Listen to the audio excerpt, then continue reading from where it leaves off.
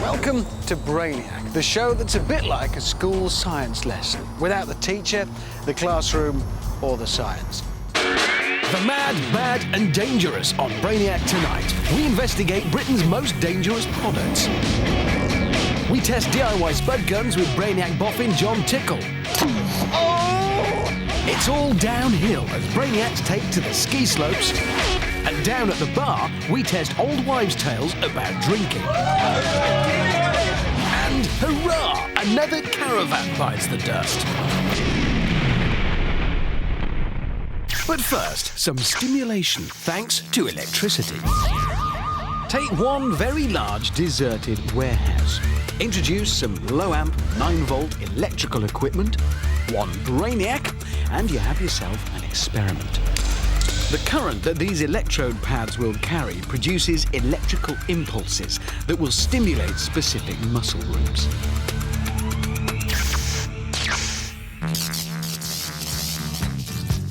Today, we're experimenting to see if it's possible to juggle raw eggs whilst being electrocuted. Juggling is said to stimulate the brain and body and increase your powers of concentration.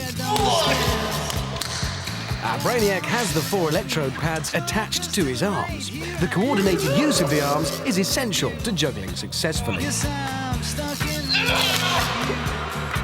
Juggling tends to develop the right side of the brain, which is thought to contribute to awareness, mental agility and creativity. It's claimed that whilst juggling, you can't think about worrying problems or complexities, and therefore you relax. The introduction of an electrical current upsets this Brainiac's ability to control his limbs, and also his ability to relax. Juggling, one more thing you can't do whilst being electrocuted.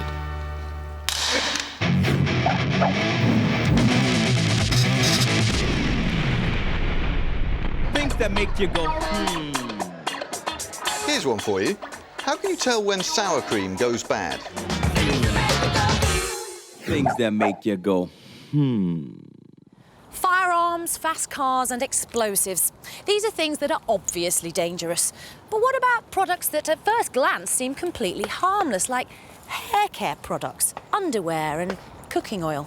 Just how dangerous are they, really? We're going to dress these mannequins with these underpants to find out just which is Britain's most dangerous. OK, Brainiacs, get the kecks on.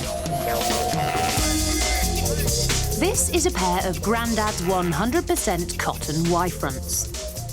No self-respecting man under the age of 55 should be seen wearing anything like this. The second type is a pair of satin boxer shorts, normally found on a man who thinks he's as sexy as he was 10 years ago.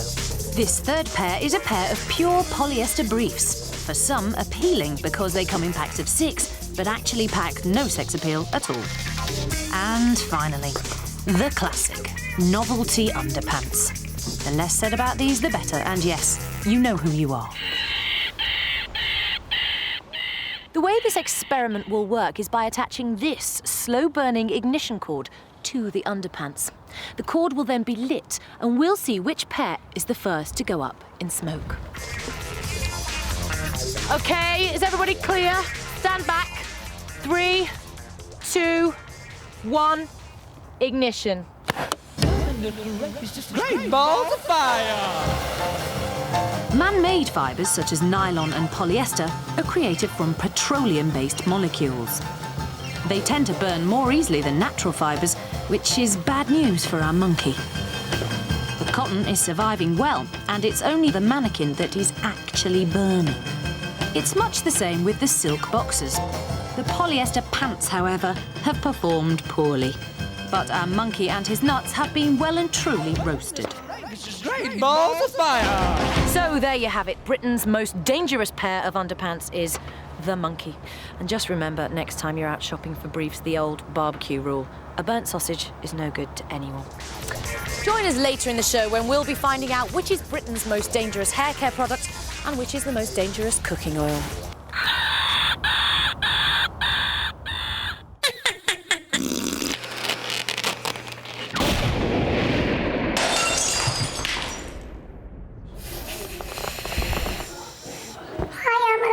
And you're watching Brainiac.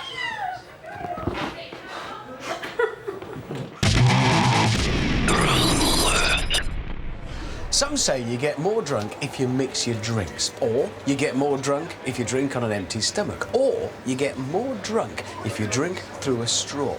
It's a free bar on Brainiac, as tonight we put boozing to the test.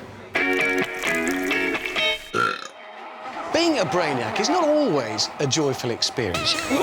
You can find yourself being humiliated, tormented, abused, shot at, electrocuted, or even hit with a wet fish. However, for every downside, there is an upside. And tonight, Brainiacs get to drink beer.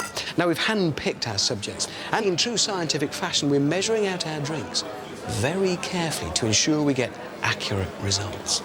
There's a bit too much in the one on the right.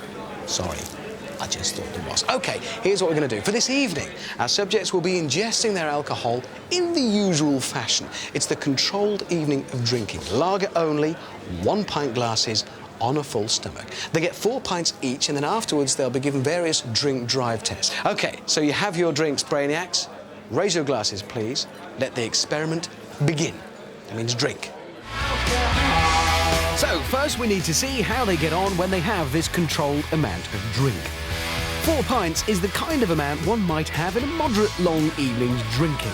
This is not about getting completely wrecked. We're testing to see if the old wives' tales about drinking are actually true. After their drinks, we're going to be testing them using the American Drink Drive Challenge, also known as the Diana Ross test, after her famous staggering performance at the side of an American highway. OK, it's time for the sobriety test. Here's our first Brainiac to do this. Now, listen to me. This is what I want you to do. You take 9 steps, heel to toe, along this white line. After 9 steps, you turn round on 1 foot and you come back, heel to toe. Got that? OK, in your own time, off you go. You fail this test if you do the following things. The more of them you fail, the more likely it is you're too drunk to drive. I think he stopped while he was walking there, so that's... Lost his balance while he was turning, so that's a cross in there. He's using his arms to balance as well, so... So this Brainiac failed 3 of the 7 tests. OK, that's number 1. OK, bring on the second Brainiac. Who's next? Right, in your own time, off you go. As everyone knows, girls tend to get more drunk than boys. Didn't touch heel to toe there, you see. On the same amount of drink. Lost her balance whilst turning. She also used her arms to balance and took the wrong number of steps. 4 tests failed in all. OK, next Brainiac, please. In your own time, begin. Started early. He didn't even listen to the instructions, so he's failed already. This one looks a bit weak-headed to me. He's using his arms to balance as well, so that's gone. Didn't touch heel to toe either. This is pathetic. As I thought, he's the worst for wear, failing 5 of the 7 tests. So that's the first part completed. We've got drunkenness scores for all 3 Brainiacs. The question is, will they feel more hammered tomorrow when they mix their drinks, drink through straws, or booze on an empty stomach? Find out later in the show.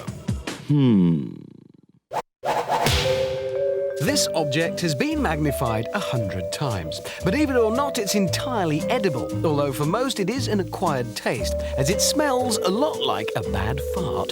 What do you think it is? Find out after the break. Still to come, deep breaths everybody, we're down at the lab checking out big lungs. And do you really sneeze at 100 miles an hour?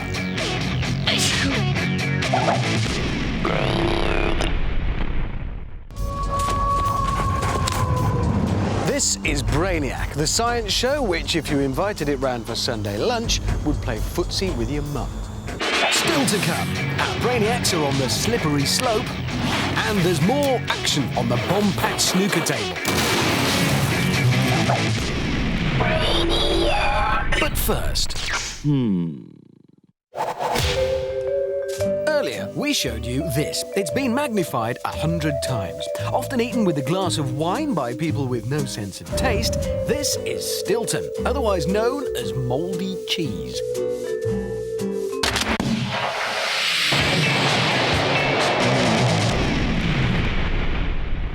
We're here at the Brainiac firing range, but before we put our two Spud guns head to head, let's have a look at how our back garden ballistics fruit and veg challenge went. Using a few tubular-shaped crisp packets and a small amount of lighter fluid, we managed to create our very own mini mortar. But what's a launcher without a missile? We fired a tennis ball, an orange. We tried to fire a Spud, but it was rubbish. The best performer, though, was the mighty Granny Smith. It blitzed the opposition by a good 7 metres. We're here today at the battle of the two biggest Spud guns you're ever likely to see. They use different forms of propulsion. This one uses hairspray. It's actually the butane in the hairspray that gives all the power to the explosion. This gun uses compressed air as its power source. When I turn this valve, 40 pounds per square inch will come shooting up this barrel. Will it be compressed air or hairspray that wins the day? First up, the hairdresser's friend. We're going to put a little spray of hairspray in the end, and then put the cap on tight. You can see the fuse wire in there ready to go. Next on its stand, and we're retiring to a safe distance again. Range is clear, firing in 3, 2, 1, go! Oh! Nice. Oh, chips for tea. I'm taking this one home. Now, because we know how far the Spud went, 77.23 metres, and we know that our launch angle is 45 degrees, using some basic physics, we can work out some cool stuff like launch velocity and how high it went. Our Spud left the barrel at 27.5 metres per second, or just over 60 miles per hour. The physics also tell us that it reached a height of 19.29 metres. Yes, physics can be fun. Now let's see how well gun number 2 goes. Here's our compressed air gun. In goes the potato. It's a very snug fit. Now, our record so far is 77.2 metres. That's a big ask. Can we crank it up to about 50 pounds per square inch? Try, yeah. Excellent. Clear the range! Firing in 3, 2, 1. Oh, not bad. Not bad, but not good enough to beat the propellant provided by the hairspray. The launch velocity was much slower at 20.8 metres per second, which means our Spud only went 44.16 metres and reached a peak height of just over 11. So there we have it. In the battle of the Spud guns, wimpy compressed air loses out every time to the raw power of butane. Go hairspray! Next time, we up the ante and take a step back in time with this cardboard cannon and a bowling ball.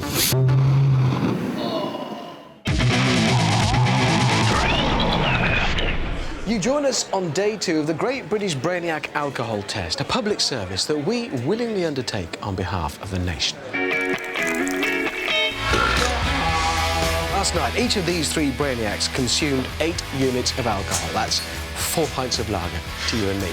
They each then underwent an American sobriety test to see how drunk they were, and I have the results of those tests here. You all right, Brainiacs? Recovered from last night? Yeah. Good? I don't really care, because it's time to do it all over again. Here's what's going to happen. Tonight, each Brainiac will consume exactly the same number of units of alcohol as they drank last night. But, and here's where the science comes in, this time, this Brainiac will be drinking on an empty stomach. This one will be drinking through a straw. And this one will be mixing her drinks. Brandy, rum, whiskey, cocktails, the lot. The question is, will these 3 feel more drunk than they felt last night?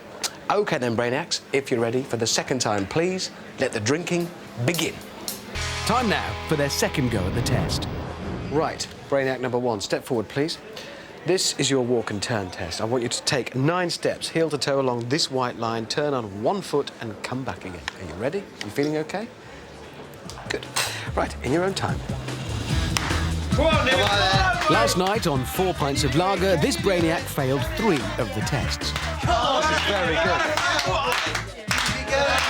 Apart from using his arms to balance. It's not perfect, but it's not bad. Very good. This time, after drinking through a straw, he only fails 1 of them. He's actually less drunk this time around. Brainiac number 2, please. Empty stomach. Let's have you next. Back again, heel to toe. OK. Thrash one out, boy. Go on, let's have a Started early. His feet are together. And he stopped. This is rubbish. The man's in his state. This Brainiac failed 5 of the 7 tests yesterday when he had a full stomach. Arms to balance. With the same amount of lager on an empty stomach, he fails all 7. OK. That was rubbish. Brainiac number 3. If you'd like to step forward, please. Off you go. This Brainiac failed 4 of the tests when she drank just lager. She stopped while she was walking there. That's a fail. Nope, lost her balance. And she's used her arms to balance. It's all gone wrong. She didn't take the right number of steps. Now she's mixed her drinks, but amazingly she fails the same number of tests, 4 in all. OK, and that concludes our experiment. And I have the results here, scientifically analysed, and I can tell you that they prove this. That mixing your drinks doesn't necessarily make you more drunk. That drinking through a straw, apparently, makes you less drunk. And that drinking on an empty stomach makes you more drunk. But above all else, we have proven one thing. Drinking alcohol makes you drunk. And that alone makes the whole exercise worthwhile. So thank you, Brainiacs. Mine's a pint. Where is it?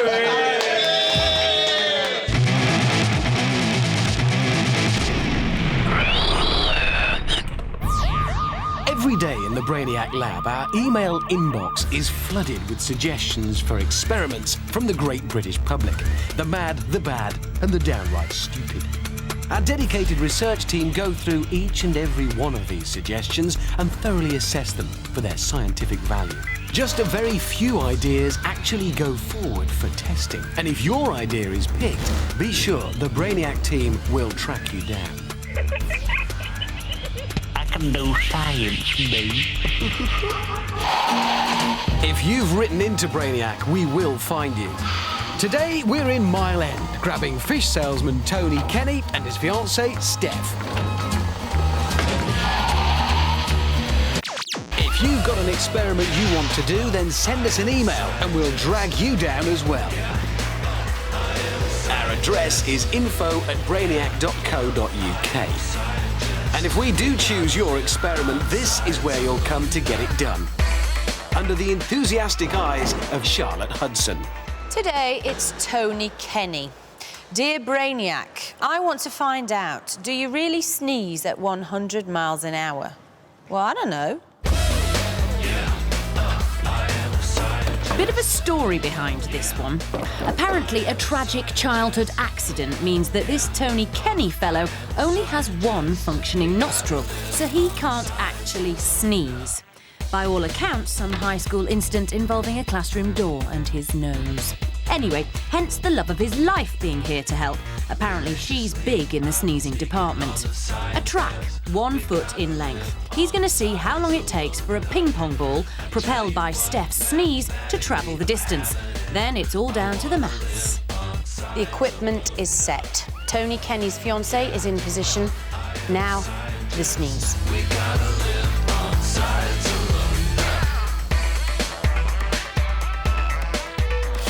This should be the easy bit. Apparently, this Steph gets hay fever. A brush on the nose from this pollen-stacked lily should do it then. Come on, come on. Nothing. Maybe she's not hay feverish after all. Or maybe she's just not trying.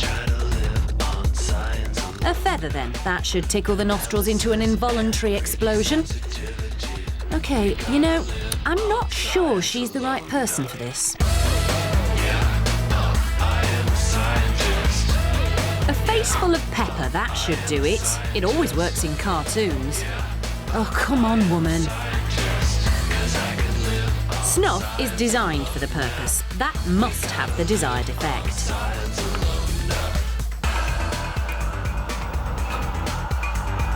Ugh, why do we bother? Right, last chance. Sneezing powder. No sneeze, no trophy. At last, a real-life sneeze. Well done. Yeah, well done, love. So, let's see then. One sneeze and the ball travels the 1 foot in 0.4 of a second. Scaling that up, that's only 1.7 miles per hour. His name is Tony Kenny. He wanted to know if you really do sneeze at 100 miles an hour. The answer? No. I can do science, me. Yeah, she can do science, her. Throughout this series of Brainiac, we've asked some pretty important scientific questions. We've talked about physics, chemistry, and even biology. Yes, biology. We've asked whether it's better to be small or tall. And at this stage of the game, the tall guy has the edge. Big John is 7'3" and Little John is 3'11". This is Tall v Small, where we ask the question, which is best? We've already established that it's better to be tall when trying to negotiate your way down the busiest street in the world. And when taking part in a vigorous step aerobics class. However, if hide and seek is your game, then it's most definitely better to be small. Today's experiment involves 2 buckets of water and 2 identical, extremely dirty 4x4s. Yes, we're asking the question, is it better to be tall or small when washing your car? Our small guy has the advantage of being able to get to the lower sections of the car more easily than our tall guy. But will that be counteracted by the height of these vehicles? Big John has to bend those long legs to get down around the wheel arches, but Little John really has to stretch to get to the higher bit. The 7'3" stature of our tall guy now clearly helping him out with this task, as he's all over the vehicle. He's not even at full stretch, and he's cleaning up easily. Our small guy is giving it 100%, and there's no faulting the job he's doing. The lower half of the vehicle is starting to look good. Making sure his job is to the same standard, our tall guy is leaving nothing to chance. Little John taking a step back to admire his work. No, looks like he's conceded. He's thrown in the towel, or sponge in this case. So we have a result. When it comes to washing cars, it's better to be tall.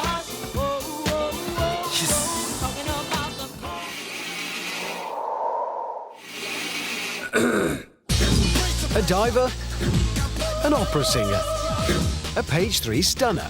Who's got the largest lungs? Down at the lab, we mean to find out as these 3 girls go up against each other in a blow-by-blow challenge. We're using the internationally approved blow-up-the-balloon test to work this one out. The longer the balloon, the bigger the lungs. 3, 2, 1, suck. Holding her breath for long periods of time are a necessary prerequisite for Susan Moore's line of work. Expect a strong showing. Phoebe Rudamino is used to drawing in lungfuls of air to hit the long high notes favoured by Wagner. In any other race, she'd be the favourite. While Lindsay Dawn Mackenzie has been modelling for 10 years. The question is, will big breaths mean big breaths? 3, 2, 1, blow. And hold. Last little bit, just hold that for me. And we've got a great 8 inches there. And we have a 7-inch blow here. Oh, nice handful over here. We've got 7.5 inches. And the results, the person with the biggest lungs is deep sea diver. So there it is, official confirmation. Deep sea divers have the largest lungs.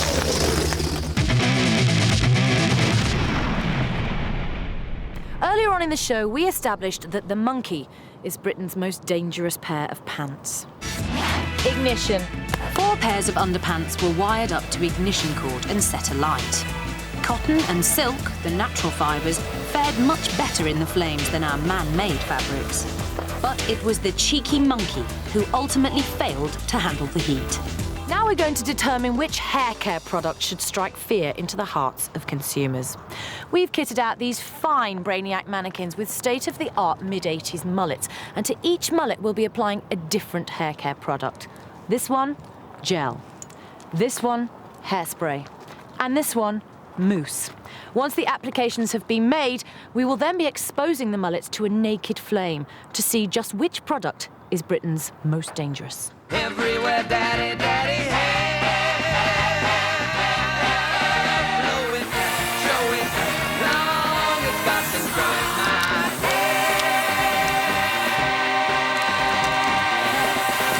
hair. Okay, everything's in place. Burn.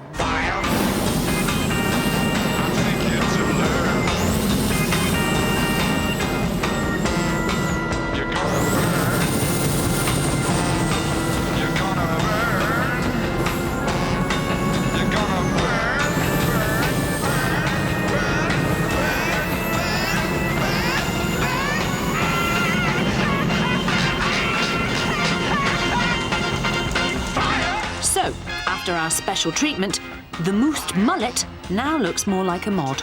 The mannequin with the gel shows no sign of damage at all, while the long flowing hairsprayed locks are now more matte than mullet. Well, the evidence is pretty conclusive. If you value your mullet, avoid hairspray. Later on in the show, we'll be finding out which cooking oil is Britain's most dangerous. Things John Tickle's body can't do. Come in. Hello, Mr. Tickle. Would you stand over there, please?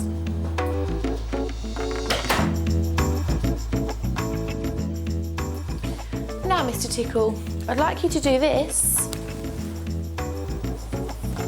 Okay, and now I would like you to wiggle this finger.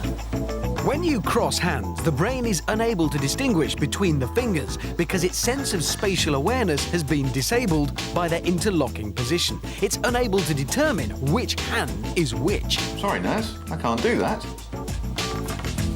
One more thing John Tickle's body can't do. What happens when it snows and you haven't got a sledge? Well, black bin liners, school anoraks, grandma's favourite tea tray, we've tried them all. But just what is Britain's best DIY sledge?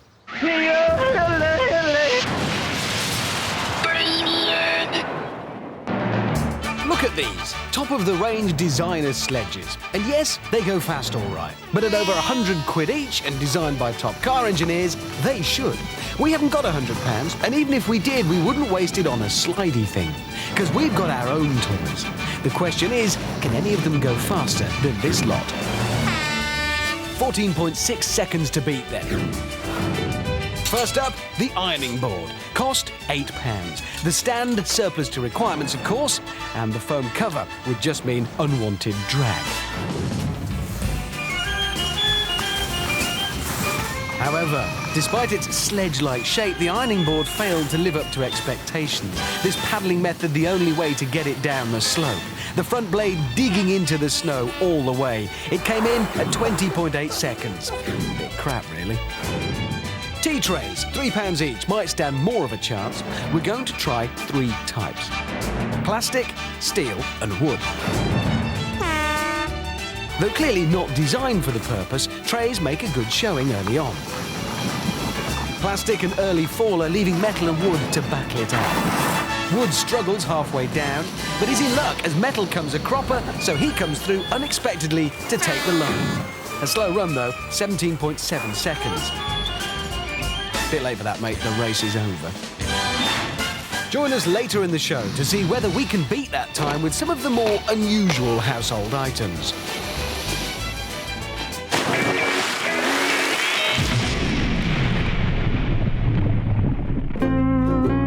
Which fruit floats? Featuring Professor Mayang Lee and her big basket of fruit. Today she's got a small but firm lychee. So what's your guess? Will it sink or will it float? We'll give you a few minutes to argue about it and give you the answer after the break. Still to come, more pub science as Dr. Bunhead nips out for a swift half. And John Tickle goes off in search of ghosts.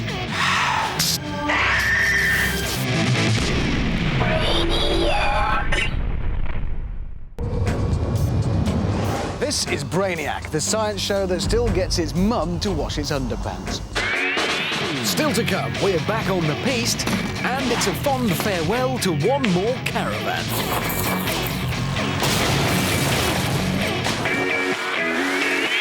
But first, before the break, Professor Myang Lee posed the question, does her small but firm lychee sink or float? Yes, lychees sink like a stone.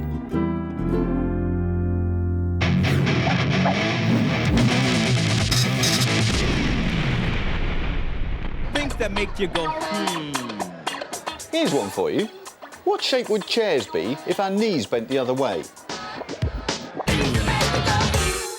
Things that make you go,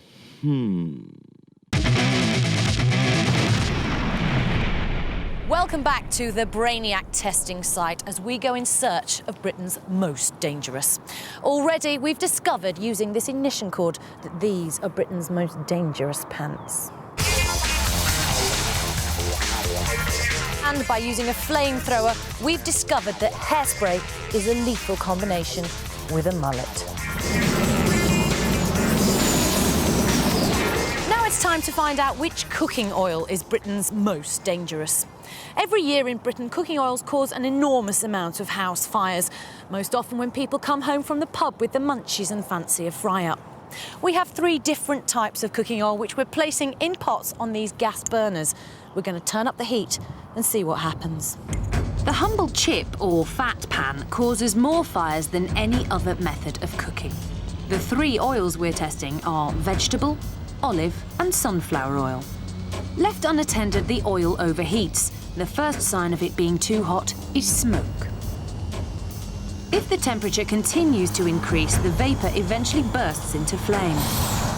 This can happen in a matter of minutes. So you can clearly see that sunflower oil is Britain's most dangerous cooking oil. It's reached flash point, which means that the gas coming off the oil is able to be ignited. Now, one of the worst things you can do to put out this type of fire is to throw water on it. In fact, you could say that it's Britain's most dangerous way of extinguishing this type of fire. Water is bad because as soon as it hits the oil, it turns to steam, which expands. This also causes the vapour to expand. And because it's the vapour that burns, it becomes a massive fireball. So even though the sunflower oil burst into flames first, all cooking oils should be treated with respect, unlike novelty underpants and mid-80s mullets.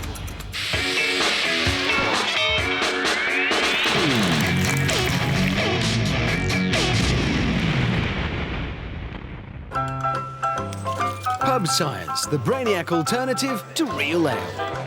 I bet you, and you'll really like this, I can balance all this cutlery on your body with just cork and 2 matchsticks.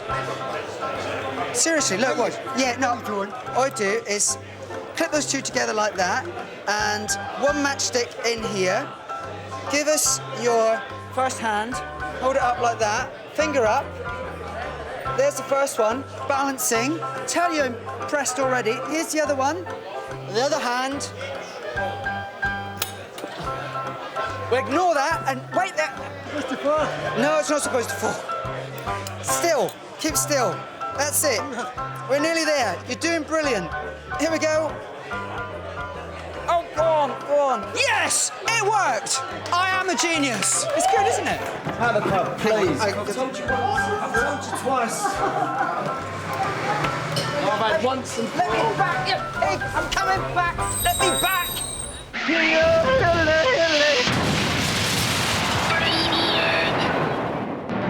Back to the piste. The question we're asking is, can we beat these top-of-the-range designer sledges down a slope by using some cheap household bits and pieces as homemade sledges? So far, no luck. The ironing board, 20.8 seconds. And the fastest tea tray we could find only managed 17.7 seconds. before the next run some of those homemade sledges that didn't make the grade. This two-man operation, towing a Brainiac in a wetsuit, was quick, but with only one of them actually crossing the line, it doesn't score. The boiler insulating cover started promisingly, but then went into a bit of a spin halfway down. Sideways rotation, not the best way of descending a hill. The suitcase and the office packing case, in truth, never really got going. None finishes both. So, last up, a large inflatable armchair, the inner tube from a lorry tyre, and a blow-up girl. On your rubber, get set, go! And well, that's it for the girl. Her chances vanish with an undignified pop. But the tyre's off like a rocket, and while the armchair suffers a spectacular fall, the inner tube keeps going. 14.6, the sledge's time to beat, and yes, he's done it! A magnificent 13.9 seconds. So if it's speed you want and you don't mind looking a prat, steer clear of ironing boards, tea trays, cases and covers. Pack a lorry inner tube for the slopes on your winter holiday.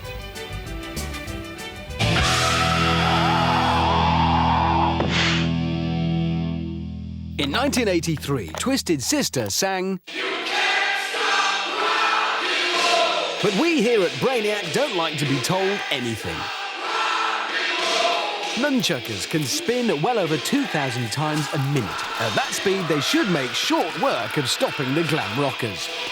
Respecting your opponent is important in martial arts, but you shouldn't let that stop you from doing the job at hand.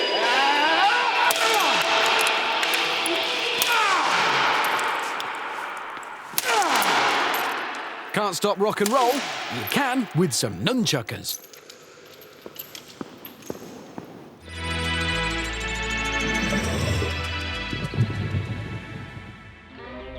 How many black spots can you count in the following diagram?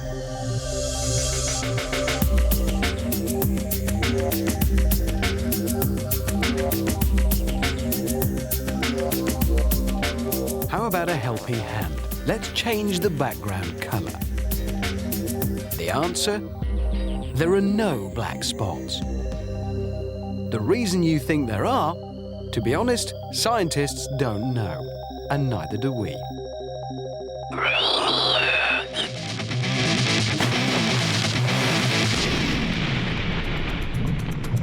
What should you do if you're so busy working 9 to 5 that you fail to realise global warming has your office looking like this? Hello. Before long, you know you'll be in over your head and you need to grab something to keep you afloat. This experiment aims to tell you what you should and should not grab. So far, the things to avoid list looks like this. PC monitors are no good, nor are storage boxes made of cardboard. However, anything that has air trapped in it works a treat, like padded envelopes. As the office supplies dwindle, so too does our Brainiac's choice. Well, there's the alarm that signals the office evacuation procedure. Which object will he go for? And he's gone for 2 reams of paper. I'm not sure about this. Paper is made of wood, and wood does float, but I don't think he'll have much success here. Now look at that. Quite clearly, he's struggling to keep his head above water. Reams of paper, another office product you should avoid if caught out by global warming.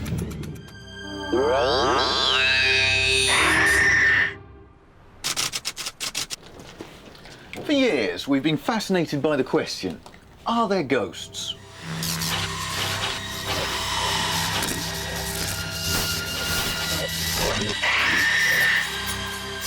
With me, I have my special Brainiac ghost detecting kit. A sleeping bag, extra powerful torch, night vision camera, divining rods, and this special gizmo. Apparently, ghosts give off an electromagnetic field, so if it goes off, either I'm beneath a power line or we've got company. The kit's in the back. All we need now is a haunted house. I'm not the kind of chap to believe in ghosts and ghouls and all that nonsense. But when it's way past the witching hour and you're wandering the corridors of one of the most spook-filled buildings in Britain, Even a hard-bitten cynic like me gets a chill down the spine. If there are ghosts lurking around in this old dump, then it's my job to find them. I don't believe in ghosts. I don't believe in ghosts. I don't believe in ghosts. I don't believe in ghosts. According to legend, the daughter of the head of this Masonic school was killed horrifically in this very corridor, and she stalks the students to the present day. Okay, let's start ghost busting. Now, these divining rods are meant to detect the electromagnetic presence of the ghost. They're also used for detecting water, so I don't hold much truck with them. The rods are meant to point in the direction of the energy they detect. So if you come across a ghost, they're meant to react. Ooh. And look what happens when I walk down the corridor. Was this just a reaction to the muscles in my hand? Could it be the water pipes? Well, they're moving. Or have I really come across a ghost? OK, the jury's out on the divining rods. Time to try something a bit more high-tech. And where better to try than the abandoned classroom? Apparently this is the very desk at which that poor girl sat. But I'm not reading any activity on my fancy electromagnetic ghost detector. Again, have I detected something? These devices are meant to detect electromagnetic emissions given off by ghosts. Or maybe it's just reacting to my mobile phone trying to pick up a signal. That's enough ghost busting for one night. I'm going to get my head down and see if anything comes to visit. I still don't believe in ghosts, but as I prepare for bed, something doesn't feel quite right. Oh, what was that? Oh, I've had enough. There's far too many strange things going around here. Even a rationally minded person like me is prone to leaps of the imagination. I don't think I've proved anything either way.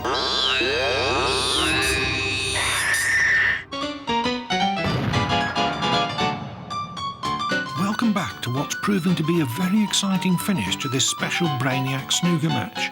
Quintin Hann is looking at a 147. He just has 4 balls to pot and 4 bangs to endure. Of course, there's more to this table than meets the eye. We don't like caravans, but we do like blowing them up. In Brainiac snooker, the last 6 balls trigger an explosion. Each pocket is wired to a caravan filled with some sort of explosive gas or substance. In this frame, we've already seen a propane explosion with the yellow.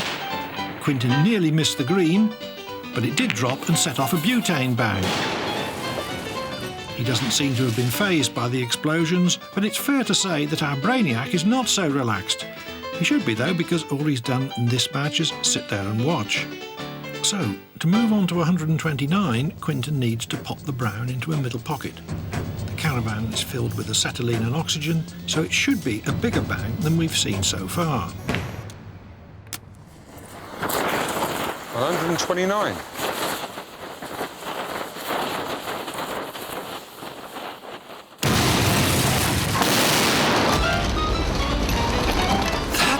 Massive. These brilliant images are from a special high-speed camera that shoots at 1,000 frames per second. That's 975 more frames than normal, so that gives us the chance to enjoy the caravan's destruction to the full. Acetylene gas is used in applications such as welding. It's a gaseous hydrocarbon. It's colourless and has a strong garlic odour. It's unstable, highly combustible and produces a very hot flame when combined with oxygen. You can clearly see the destruction it's caused. It also gives the referee a little work to do, clearing up the table. There are now only 3 balls, 3 pockets and 3 explosions standing in the way of Quintin's 147.